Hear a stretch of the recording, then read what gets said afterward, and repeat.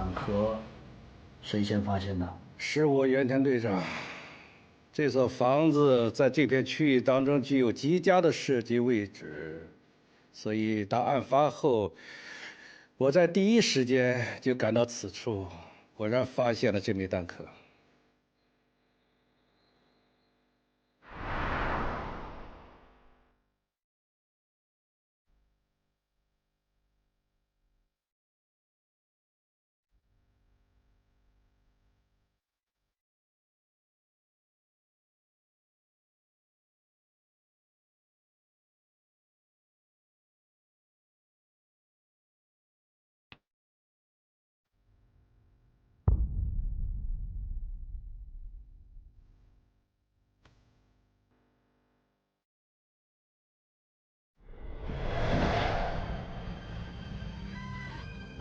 堂堂大日本皇军，跟一帮胡匪作战，已经很荒唐，把我叫去参战，更是莫名其妙。我的任务是在民间搜集情报，这种作战对我有何意义？这都是南诏云子科长的意思。他认为你作为帝国军人，从来没有参与过作战，这与你帝国军人的身份很不相符。虽然这一次只是一次小规模的战斗，但毕竟是真枪实弹的战斗，你亲临感受一下，对你今后的发展很有必要。狙击手来了吗？来了，已经就位。无锡宪兵队还有狙击手吗？本来是没有的，为了太阳黑的计划，南诏云子科长专门调配过来的。97式狙击步枪，38式标准步枪的改装型，2.5倍瞄准镜，口径6.5毫米，可装弹5发，子弹初速度765米每秒，最大射程3700米，精确射程600米，最佳射程300米。真没想到，这种多用于太平洋战争的狙击步枪，竟然能在无锡看见。如果是这样的话，那么……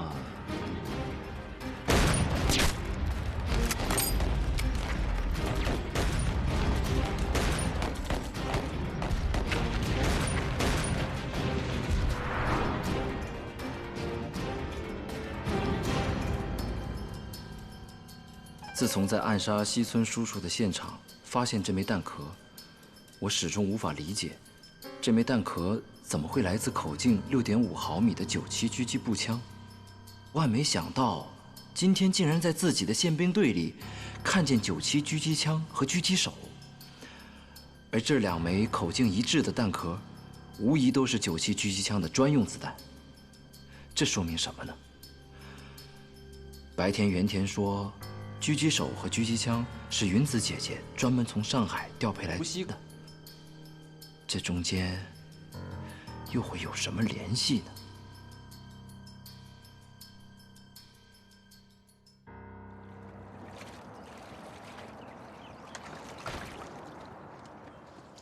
姑儿娘，姑儿娘，姑儿娘，您看看，您的早餐来了。这是您最爱吃的西山镇的青团子和咸豆浆。哟，小屁蛋还蛮孝顺的嘛！几点起床去西山的？嗨，我呀，昨天日落西山的时候啊，就去西山了。要不怎么能搞得这么好的青团子和咸豆浆啊？哎，都放猪油渣了没有？那是最勾人胃口的。嗨，这个还用您操心呢？我给您多加了3份猪肉渣，您闻闻，香着呢。嗯，二奶奶我就爱吃猪油渣。来来来，坐下一起吃。哎，二奶奶，昨天下午你派兄弟出去了吗？昨天下午派了。啊？您肯定？这有什么肯不肯定的？昨天下午，一队小鬼子的商船路过三山岛，你没在家，我就派胡老四他们直接过去拦截了。哎，怎么没见他们回来啊？哎呀，坏了坏了，他们回不来了。你说什么？哎呀，二奶奶，您快看看这个，啊，您看看，您看看，这狗日的小日本，这太湖三山岛水道。原本就是我们顾老板真刀真枪打出来的地盘。可现在成了小鬼子抢我私仇、横行霸道的地方。按照江湖规矩，他们走我们的水路，应该付我们水道费才对。可是他们不但不付钱，我们船靠近他们，他们还开枪，这都日本人犯下了滔天大罪。二奶奶，您就下命令吧。二奶奶下命令吧。集合队伍，跟小鬼子拼了！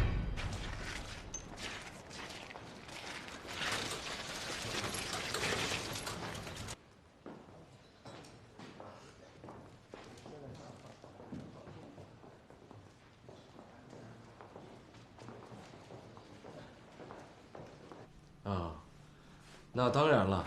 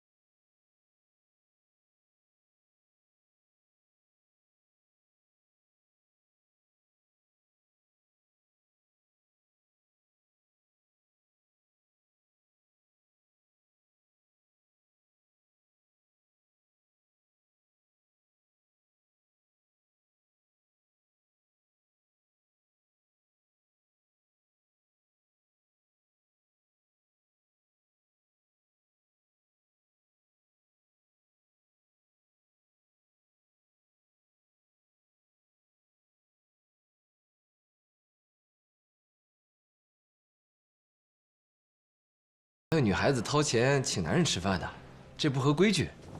哪有这种规矩啊？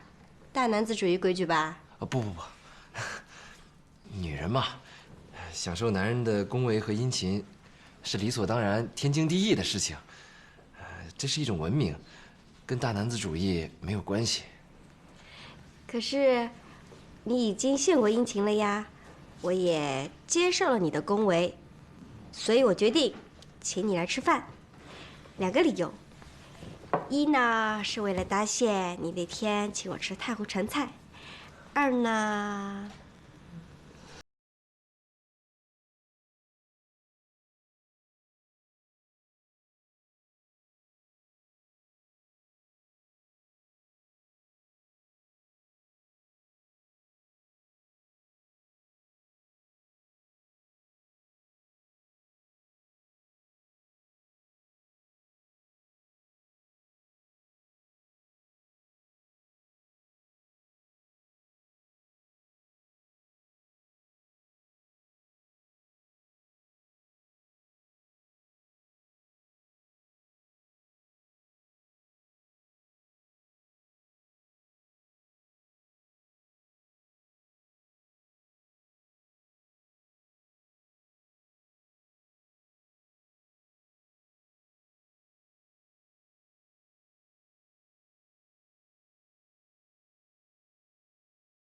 老店，我依然心里很高兴，说明你心里有我，认为我是一个值得托付的人，这是一种信任。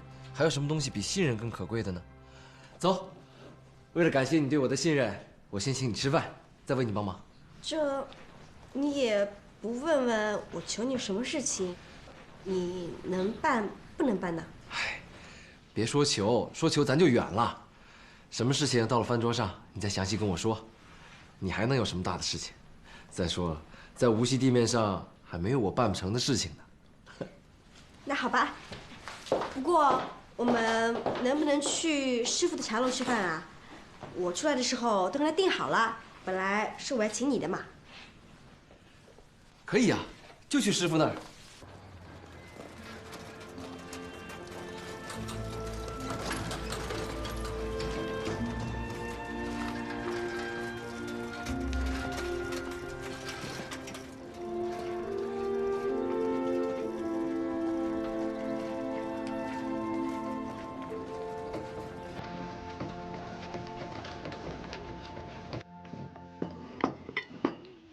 梅竹啊，你要前天来就好了。前天啊，原田队长带着宪兵队几个部下和黄司令来这儿吃饭，说是庆祝打死了一帮虎匪，还说起你呢。哦，是吗？说我什么了？说好久没见你了，问我看见你没有，说想请你喝酒，谈一笔丝绸上的大生意，帮你赚钱。哦，最近我生意上事情比较多，没时间跟他聚。再说吧，师傅，你看您亲自给我们端菜倒茶的，我们真是有点受之不起啊。你是我的顾客，我为顾客端菜，不必拘礼。而且，你这是第一次来我的酒楼吃饭，作为师傅，热情招待是应该的。而且，我也知道，你啊是特意来捧我的生意的。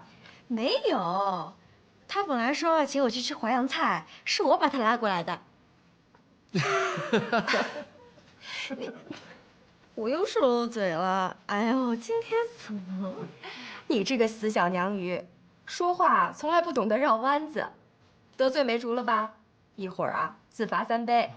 没有，师傅，我早就习惯他了。他今天呢，已经是第2次说错话了。喂，你还搞人家重量？梅竹啊，娜娜可是个小姑娘，说话有时候瞎七搭八的，你可别怪她。怎么会呢，师傅？我就喜欢他这样瞎七搭八的，透明，交往起来啊不累。有眼光。好了好了，你们边吃边聊吧，我还有生意，就不打搅了。要不师傅再喝一杯？这大白天的，你缺亮啊？要不哪天你专门请我，我再陪你们喝几杯啊？好。先生、小姐，欢迎欢迎。哎，那边坐吧，靠窗，安静。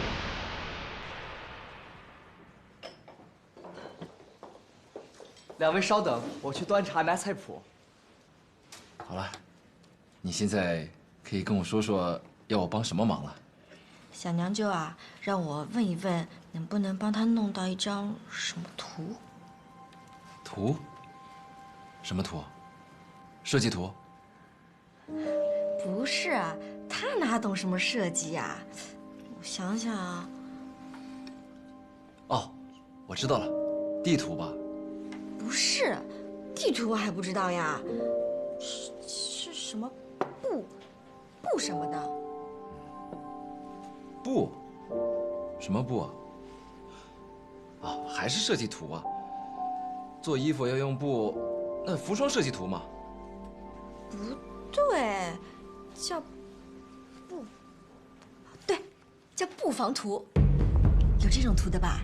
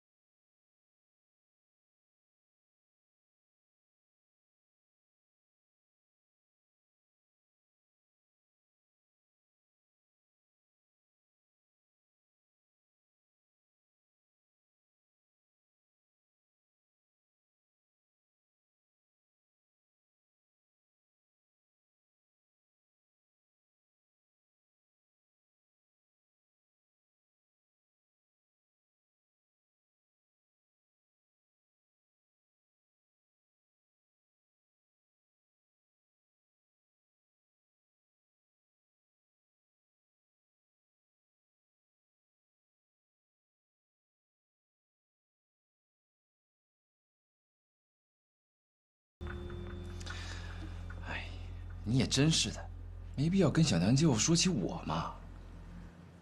你以为我愿意说起你啊？可我在外面交了什么朋友，小娘舅都要给我问的呀。那我只能说实话了。万一我交了坏人怎么办？我是坏人啊？我不知道，像审犯人一样的问人家这个问人家那个，我都忍你半天了。你就说，到底帮不帮人家这个忙嘛？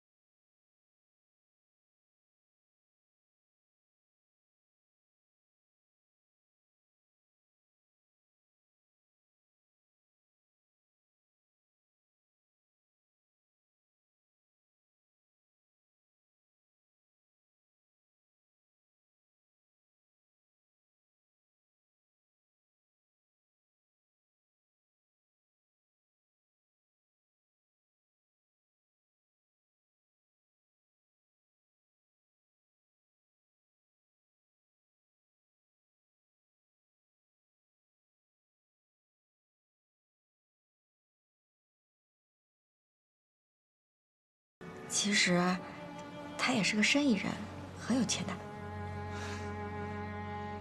头都没了，要钱还有什么用？这样吧，你告诉我，你小娘舅是干什么的？我可以帮他出别的主意，不一定非要那张要人命的布防图，不是吗？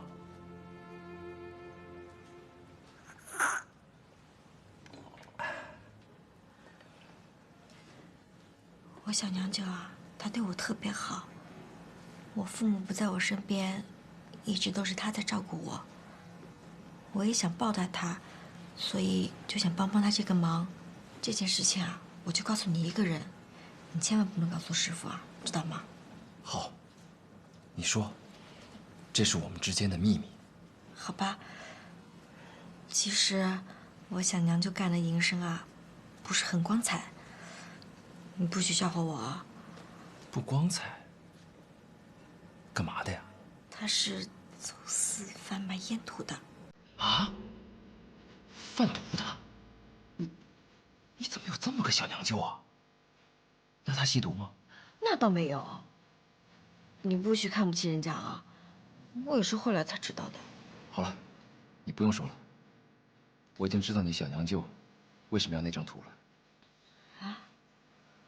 你怎么知道了？难道你也做这种生意啊？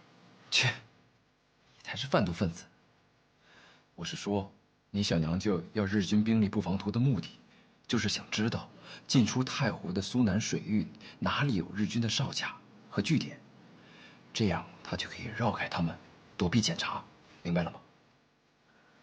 哦，原来鬼子也不让贩卖烟土啊！不是小鬼子不让，是全世界都不让。日本军队里最怕官兵吸食烟土了，万一沾上了，影响战斗力，懂吗？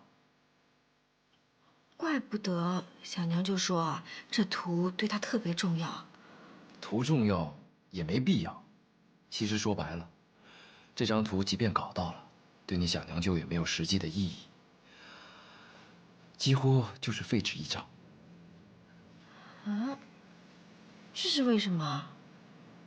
除了日军特许通行的船只以外，太湖里的船永远别想出去，长江里的船也别想进太湖，因为太湖是一个内陆湖，所有连通太湖的水道都在日军的严密管控之下。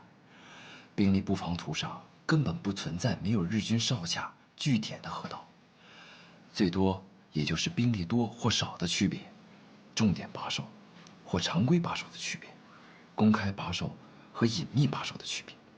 你想想，这图对你小娘舅还有什么实际意义？是不是废纸一张？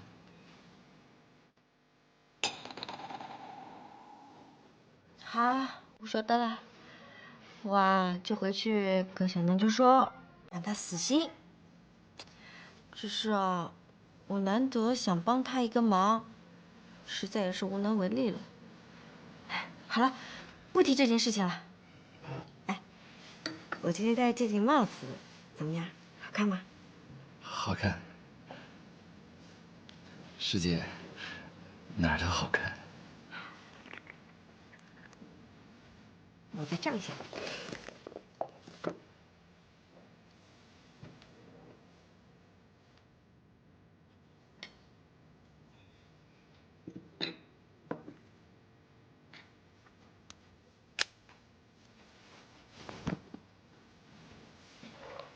好了，咱们今天可以收工了。嗯，走吧。走。多吃点。谢谢。儿子，这件事情就拜托你了，你可别让我失望啊。我肯定亲自下厨，包你满意，放心吧。关键是啊，我想给小鱼一个突然的，这样才有惊喜感呢。你说对吧？荣公子啊，我真为小鱼感到高兴，我简直是羡慕死他了。现在像你这样的好男人，基本上都已经死光了。鸽子，夸人可不能这么夸呀。什么叫基本上已经死光了？哦，对对对，口误啊，不能说基本上死光了，应该说全都死光了才对。哦，不对，这好像更不对了。那全都死光了，你是谁呀？还是应该说基本上死光了，这样比较客观，对吧？嗯，好吧，好吧，基本上死光了，只要把我留下就行。对嘛，这是你懂的，不解释。好，不解释。那晚上6点钟等你们啊。好啊。我觉得莎莉娜今天跟这个韩梅竹见面还是有收获的。我们虽然没听清你们在聊些什么，但是我和指导员还是认为有一定价值的。我觉得韩先生说的都是实话。你就这么肯定？他从来没有骗过我。傻丫头，那是因为你根本就不用骗，你已经成了他的感情俘虏。哎，你别看不起我啊，我的警惕性还是蛮高的。娜娜，我想问你一句话，你认为韩梅竹最让你相信的是哪一句话？除了日军特许通行的船只以外，太湖里的船永远别想出去，长江里的船也别想进太湖，因为太湖是一个内陆湖，所有连通太湖的水道都在日军的严密管控之下。兵力布防图上根本不存在没有日军哨卡据点的河道。你想想，这图对你小娘舅还有什么实际意义？是不是废纸一张？我觉得韩梅竹的话还是有一定的道理的。其实我们一开始就忽略了，是犯下了一个常识性的错误，忘记了太湖是个内陆湖，这船队进来以后，就如同鱼儿进了鱼盆，人家呀想什么时候捞鱼，想怎么捞鱼，那都由不得我们了。这个错误，让我们这一屋子在太湖流域长大的人来说，那简直就是一个莫大的讽刺。你们想啊，这船队要想到达苏北，必须要出太湖经运河，入长江北上。可是眼下呢，这小鬼子已经封锁了从太湖进入长江的水域和河道。你说，我们还怎么玩呢？我还是觉得这种火力侦察是把双刃剑，有暴露自己的危险存在。我觉得娜娜同志，今天的这个任务执行的还是不错的，值得表扬。就刚才娜娜所言，这个韩梅竹对日军的部署似乎一清二楚。一个普通的商人怎么会知道得这么清楚呢？值得怀疑。你是说他在骗我？是的，他也许是在为自己编织一套谎言来搪塞你。一，他根本搞不到，或根本就不敢去搞这个图，让你放弃这个念头。二，他怀疑你另有目的，怀疑你跟抗日组织有关系。三，也许他在与日军的交往中，知道过某些情况，听说过某些情况，但是也只是道听途说而已。现在拿出来说是，你说，可信度能有多少？就算是他骗我，那也是出于好意嘛。我不否认他对你没有恶意，但也不否认他对你开始产生了怀疑。好了好了，开弓没有回头箭。既然莎莉娜已经向韩梅竹提出了索要兵力不防仆，她怀疑也好，搪塞也罢，这件事情是不可能重新再来了。因此，我想说，风险和机遇并存着。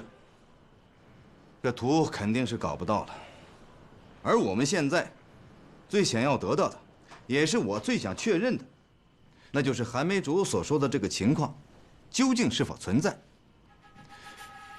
如果所有的水道都已经被小鬼子给封锁了，那么韩梅竹所说的这个情况，是不是还有一条或者几条水道可以通行？如果这些问题我们不搞清楚，那么我们下一步的计划将无法实施。毕竟，这是4条重载的军需物资船，这水路是唯一的出路。我看事不宜迟，不能再等了。我们现在就对几条没有日伪军设卡的水道进行实地侦查，摸清情况。如果可以通行，咱们晚上就偷偷的把船开过去。不行，这简直就是盲人骑瞎马，是一次更大的冒险。那你说怎么办？难道你相信韩梅竹的话吗？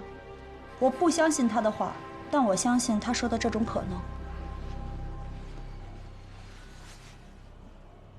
啊，大家都不用着急，再急咱们也不能冒险。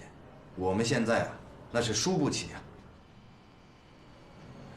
韩先生不像是说假话的人，他为什么骗我？为什么？还在这纠结这事儿呢？哎，你去哪儿啊？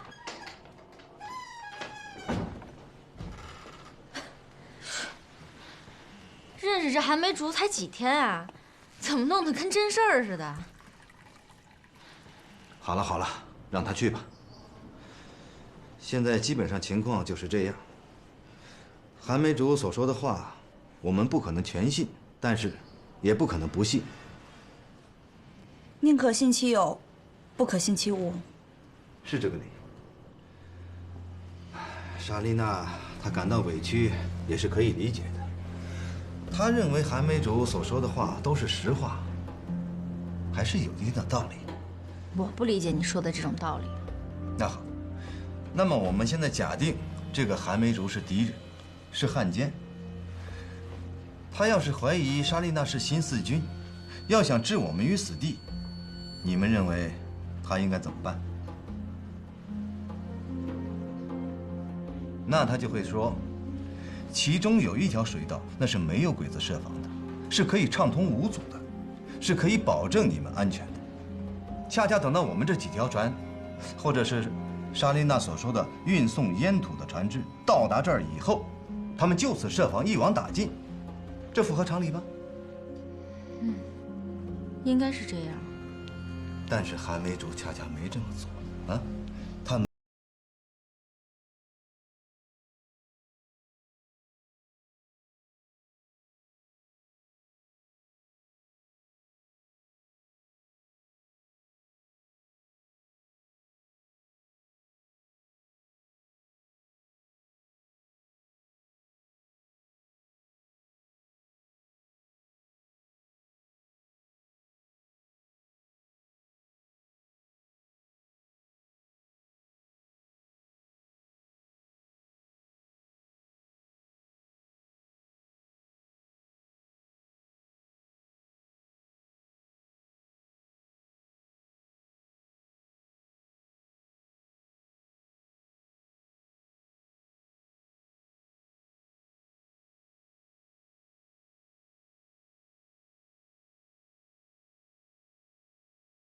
这才是最关键的。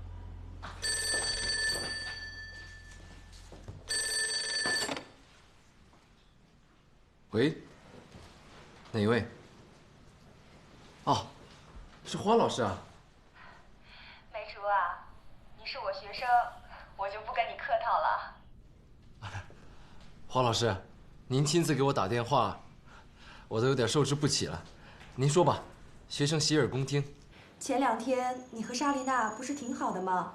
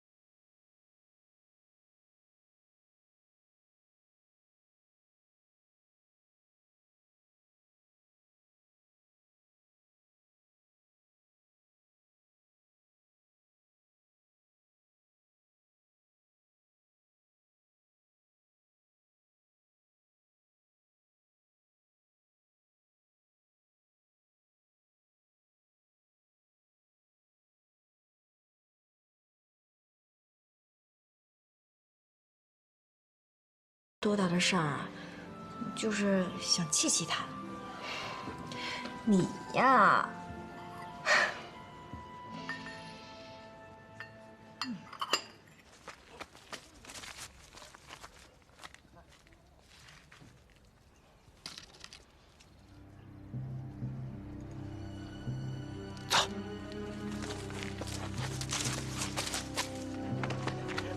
老奶奶，全部弄清楚了。日本军是昨天晚上登的岛，营地就设在下面湖边的山坳里，有1个班到2个班的士兵把守着，帐篷里好像是物资、军火、弹药什么的。二奶奶，我们要发了，待会儿冲上去，谁也不能含糊，给我1个不留的，全部杀光。回去后，1人30块大洋。二奶奶，请好吧，弟兄们，给我上！走。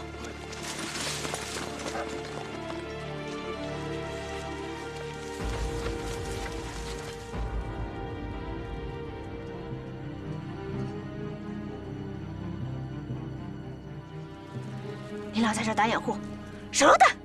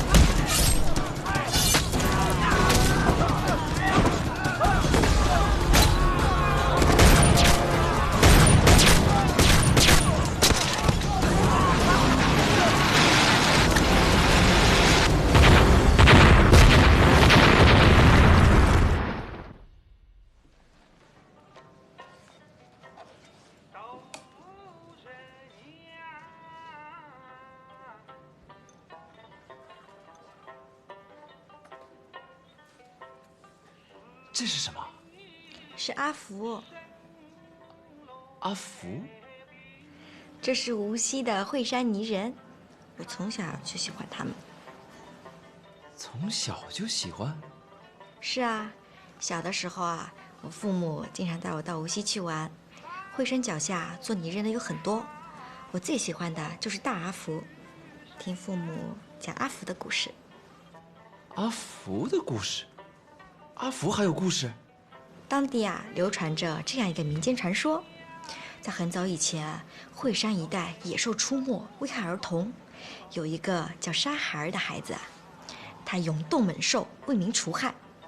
大家为了纪念他，就用惠山的泥土捏造了一个勇敢的沙孩儿的形象。后来呢，又在上面画上了色彩，演变成一对男女。过年过节的时候啊，人们都会买上一对，喜庆吉祥，又能正邪降福。其实，上次见韩先生的时候啊，我就把他带在身边，想送给韩先生了。可是我后来改变了主意，我不想给了，想扔到太湖里去。哎，不，我要！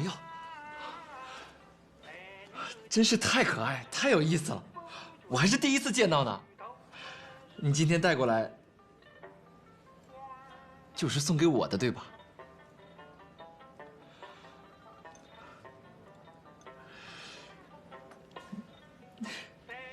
其实也怪我，是我发愁，不知道怎么跟我家小娘舅说。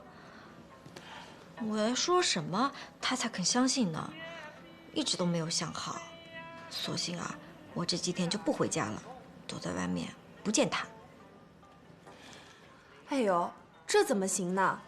都是亲戚，抬头不见低头见的，你能躲到哪一天啊？再说了，有什么大不了的事啊？你问他呗。那你说，究竟有多大的事儿？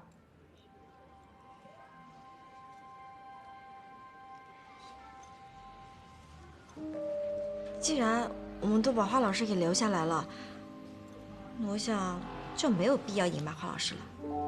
你说吧。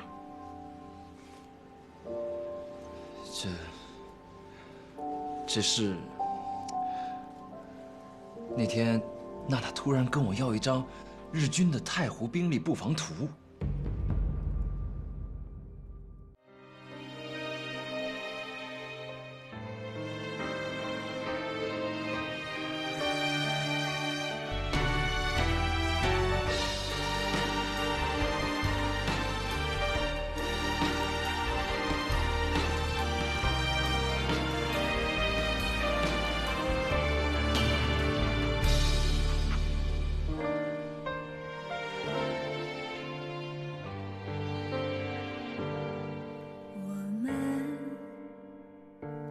自不同的世界，岁月让我明白彼此的差别，在错的时间，在对的地点，谁也无法改变。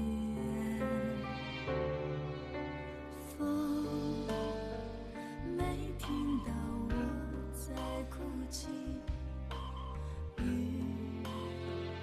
没体会我的焦虑，剩下的只有各自的使命，最后孤身远去。我不想哭，我不能再继续把我的爱丢弃在流进回忆里，让挚爱摇曳，看花儿凋零，四季流年弹指逝去。我不想哭，我不愿再驻足，抉择的爱会成就更多幸福，我会坚强，我会领悟离去。